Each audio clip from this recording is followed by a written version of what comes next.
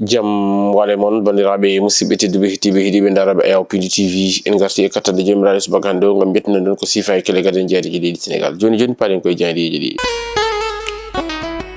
altine jeenayi lewru février hitande junnaji ɗiɗi e nogas e jeegom ko sifa e kele gadan e jandeji leydi Sénégal eɗen puɗɗoro e jayde L'As quotidien kam musidɓe jandeyankoɓe ɓe garti ko eɗen ɗon nangle taw kay ko ɓen ɗon ɓe ganduɗa kay ko tumaɓe ko yewti ala haali debati gorkati en ɓe kolliti noon ko sappo e ɗiɗo kañum kay goni ko pawa jungo toon to diwan mo Keur Massar holno wiiri jayde L'As quotidien ɓe garti hen noon ɓe mbitande e ɓen ɗon fawaɓe juuɗe won hen noon ndewira ɗum ko wiyete ko daɓodiral taw ko on ɗon rafi biyeteɗo sida taw ko wondude e teyade holno wiiri jayde ganduɗa kay kañum woni jayde wiyetede jayde L'As quotidien jayde arti noon kadi e jillu hoorejo leydi ndi Bassirou Diomaye Diakhar Faye mo ganduɗa kay nana woni e wadde jillu muɗum walla ni jofni wondon jillu ganduɗa kay ne walluno ɗum toon to banggue Sénégal oriental holno wiiri kam musidɓe men jandeyankoɓe ɗen ɗon podoy ɗe ganduɗa kay hoorejo leydi ndi honanima ɗon toon diwan ha teki noon e diwan mo Kédougou holno wiiri e jayde nde ƴeewoyen jayde Sud quotidien ko hen arti ɓe mbitande ko joofi gonɗon jillu ganduɗa kay hoorejo leydi ndi Bassirou Diomaye Diakhar Faye ene wallatno ɗum toon to Sénégal oriental woni tan toon to banggue worgo leydi ndi diwan mo Tambacounda kam e Kédougou ɓe garti noon ɓe mbitande ko hoorejo leydi ndi kañum kay hunanima wonande kay diwan mo ko ɓe ganduɗa kañum woni e Kédougou potal kam kay e jaadugol e jamanu ɗum ko yewti alhaali gonɗon jillu ganduɗa kay hoorejo leydi ndi Bassirou Diomaye Diakhar Faye waɗino ɗum e toon to on toon diwan ko nonne kadi kam musidɓe jandeyankoɓe ɓe garti e hoorejo jagorɗo Ousmane Sonko mo ganduɗa kay ine tawetno toon to diwan mo Guinguinéo ɗum ne kadi ine tawe e jayde ganduɗa kay kañum woni e jayde wiyetede jayde Sud quotidien ɗo arti ko yewti alhaali nden ɗon ñamade suuɗade woni tan on ɗon det cassé ɗum kala jayde nde ganduɗa kañum woni jayde Sud quotidien arti hen ƴeewoyen jayde Turbine quotidien kam musidɓe jandeyankoɓe jayde Turbine quotidien kamɓe noon ɓe garti koko yewti alhaali ɓen ɗon sappo e ɗiɗo ɓe ganduɗa kay pawama juuɗe toon to diwan mo Keur Massar taw noon ko tumaɓe ko yewti alhaali debati gorkati en ɓen ɗon noon ene jeeya hen yimɓe ɗiɗo ɓe ganduɗa kay ko yimɓe heptinaɓe e rendo ngo woni omo ganduɗa kañum woni Pape Cheikh Diallo jibinowo jewte ko nonne kadi e omo ganduɗa kañum woni Djiby Dramé nalanke hono no wiiri kamɓe musidɓe men jandeyankoɓe ɓe garti noon e woɓɓe ganduɗa kay ene tuuma e ko yewti on ɗon fannu ɗum kala jayde ganduɗa kañum woni jayde wiyetede jayde Turbine quotidien arti hen kono noon kamɓe musidɓe men jandeyankoɓe ɓe garti e gonɗon jillu hoorejo leydi ndi Bassirou Diomaye Diakhar Faye woni e wadde toon to diwan mo Kédougou toyete ɓe gartine kadi e ɓen ɗon sappo e nayo ɓe ganduɗa kay pawama jungo taw kadi ɓen ɗon fawi ɗumen jungo koɓe ɓe ganduɗa kañum woni dikka kamɓe kala fof ɓe mbaɗama déféré ni hono no wiiri kamɓe musidɓe men jandeyankoɓe ɓe ganduɗa kay kañum woni jayde Turbine quotidien kono noon ɓe gartine kadi e on ɗon accident mo ganduɗa kay ko waɗi e kikiɗe hanki o lawol fewde Linguére fewde toon to Matam toyete ɓe kolliti noon ko otoji ɗi wiyeteɗi ɗi hinde Cheikh Sharif kañumen kay goni ko jooɓi e pittali yimɓe jeeyo e golɗon bolol gonda kay kañum woni bolol biyetegol Linguére Matam yimɓe jeeyo kawri e lejale on ɗon accident holno wiiri jayde ganduɗa kay kañum woni jayde wiyetede jayde Turbine quotidien ƴeewoyen jayde enquête quotidien kamɓe noon ɓe duttani tan koko yewti alhaali ɗen ɗon gueɗe e cantonine nde ganduɗa kay waɗi ɗum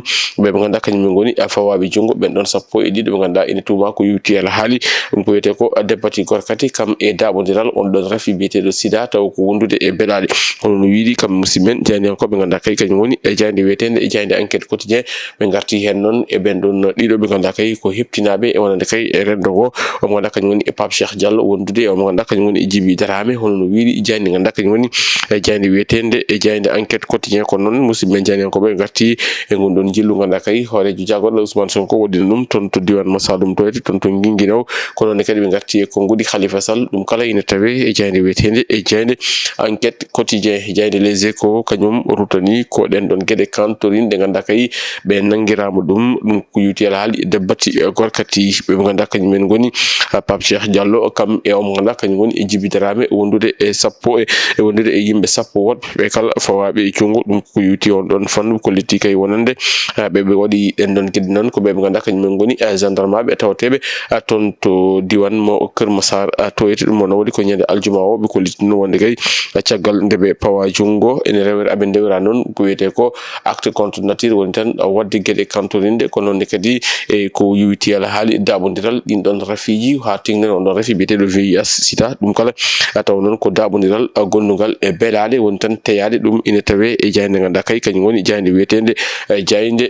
les échos ko non kadi kam musimen jayne ko be ngati on don weekend politique o mo ganda kany woni Ousmane Sonko kam e o mo ganda kany woni Abbas Fall kamen kala jayde article tani muduben no woni jayde wetende e jayde les échos yowen e jayde critique quotidien kam musimen jayne ko be ngattande ko e o mo ganda kany woni hoore joleydi ndi Bassirou Diomaye Diakhar Faye e ngondon jillu faggudu ganda kay wodi dum ton to diwan mo Tambacounda e to diwan mo Kédougou be politique ay wonande hoore joleydi ndi fandare makko wala sa joni ko wadde moderniser won tan yubitinde on don diwan mo ganda kay kany woni diwan mo Kédougou hano hanirta ni ete dum ene tawe jande ko dum ko kam musibe jande ko be ngarti e khalifa mo Bambilor mo ganda kany woni e rima wonande kay ende lamu ngu ya photo o mo ganda kany woni Farba Ngom ala citu dum ene tawe e jande ganda kay kany woni jande e critique quotidien jewo yen jande l'observateur kam musibe men e jande ko be ngarti ko yuti ala hali transmission volontaire wonande kay on don VIH sida won tan rabondirde dum ko yuti taw wondude ko e teyade dum ko yuti on rafibete do VIH mo sida ko réseau wonande kay be ganda kany woni homosexuel en ko kamen kay ngoni ko pawajud won tan debati gorkati en dum woni ben ngoni ko fawabe e juude hono wi kam musimen jande ko be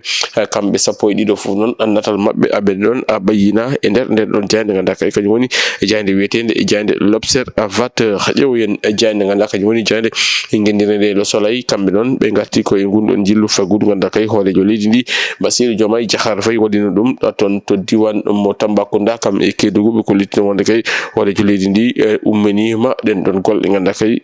wonde on don diwan mo Kédougou hono jirdon kanko mo lendi Bassirou Diomaye Diakhar Faye mo dari ngam fawre hayre arwonide dum ko yuti e den ton golle ganda kay hoore joleydi ndi fuddimo dum ton to diwan mo ganda kay kany woni diwan mo Kédougou to ete hono wiidi jani gendirinde Le Soleil yewo yen jande l'évidence kam musimen jani ko be ngatti e ben don sappo dido be ganda kay pawawa jongo dum ko yuti ala hali debati gorkati ko non kadi be ngatti e ko yuti ala hali e rango mo ganda kany woni khalifa diine ton to Bambilor to ete tiagal ne o iri mo ganda kany woni lamu ngu nde daccita mo ganda kany woni e Farba Ngom dum ina tawe e jani ganda kay kany woni e jani wetende e jani l'évidence quotidien jani rewmi quotidien kany rutani ko ala hali Pape Cheikh Diallo kam e mo ganda kany woni Djiby Dramé be ngatti non e nobe nangira dum kala jani de arti hen ko non kadi be on don ala hali ganda kay habe tuma e ko yuti e mudum ko yuti ala hali debati gorkati dum kala ina tawe e jani ganda kay kany woni e jani wetende e jani rewmi quotidien ko non kam musimen jani ko be ngarti e on don werla mo ganda kay wadi accident e kikide hanki o dum ko lawol Linguère fewde ton to diwan mo Matam to ete ko ton yimbe joyo kanyumen kay ngoni